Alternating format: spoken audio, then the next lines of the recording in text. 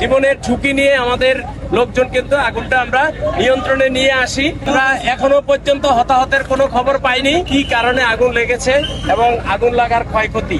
এগুলা বিল্ডিং এর কোনো শ্রেণীতেই পড়ে না। ঘটিকার সময় আমরা প্রথম মেসেজ পাই আমাদের কন্ট্রোল রুম যে আমাদের চেয়ারম্যান ঘাট, পুরানো ঢাকার এই ইসলামবাগের চেয়ারম্যান ঘাটে আগুন লেগেছে।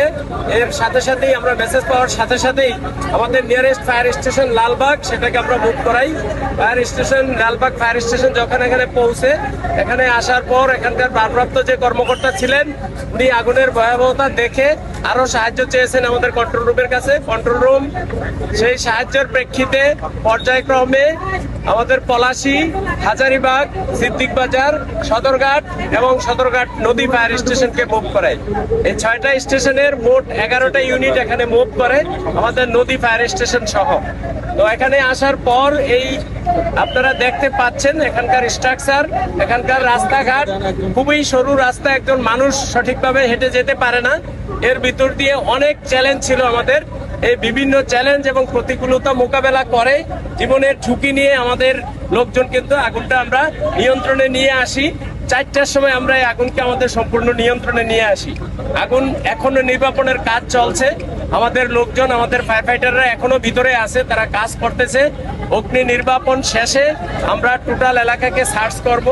এরপর আমরা বলতে পারবো আসলে কি কারণে আগুন লেগেছে এবং আগুন লাগার ক্ষয়ক্ষতির পরিমাণটা আমাদের একটা কমিটি হবে, সেই কমিটি ক্ষয়ক্ষতির পরিমাণ নিরূপণ করবে।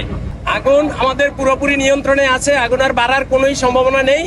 আর আপনি যেটা প্রশ্ন করেছেন যে এটা একটা আবাসিক এলাকা, আসলে আপনি আমার চোখে দেখেন, আমার চোখ দিয়ে আপনারা দেখেন, সেফটির চোখ দিয়ে দেখেন, আবাসিক এলাকার চোখ দিয়ে আমরা ঢাকায় থাকি, দেখেন যে এটা কি আবাসিক এলাকা না বাণিজ্যিক এলাকা। আসলে এটা কি এলাকা, কি ধরনের বিল্ডিং, নিচে আপনার একতলা ইট, তারপরে টিন দিয়ে আবার 4তলা। কোন মানুষ কোন বিবেকের প্রেক্ষিতে এ ধরনের বিল্ডিং তৈরি করে এবং বিল্ডিং ভাড়া দেয়, আমরা ঠিক বুঝি না।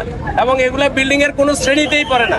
আমরা যদি বাংলাদেশ ন্যাশনাল বিল্ডিং কোডের কথা বলি, সেফটির দিক থেকে যদি বলি, এগুলো কোনো বিল্ডিং এর আওতায় পড়ে না।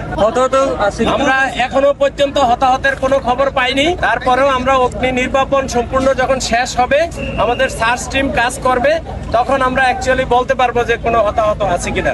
আপাত দৃষ্টিতে এখনো পর্যন্ত আমরা হতাহতের কোনো খবর পাইনি।